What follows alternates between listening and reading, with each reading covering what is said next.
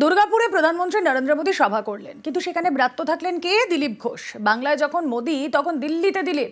রাজ্য নেতৃত্বের বিরুদ্ধে ক্ষোভ প্রকাশ। দুর্গাপুরে মোদীর সভায় ব্রাত্য দিলীপ, দিল্লিতে তখন দিলীপ ঘোষ।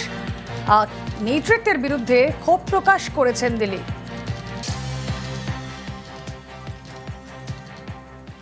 আমাকে কর্মীরা ডেকেছিলেন, তাই আমি হ্যাঁ করেছিলাম।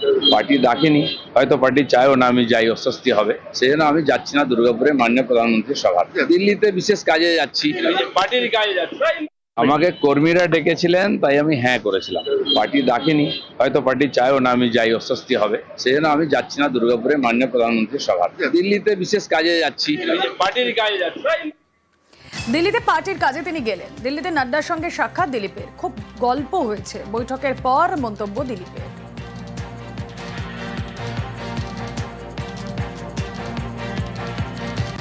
খুব গল্প হয়েছে। কিছু বলেছে? না, গল্প হয়েছে।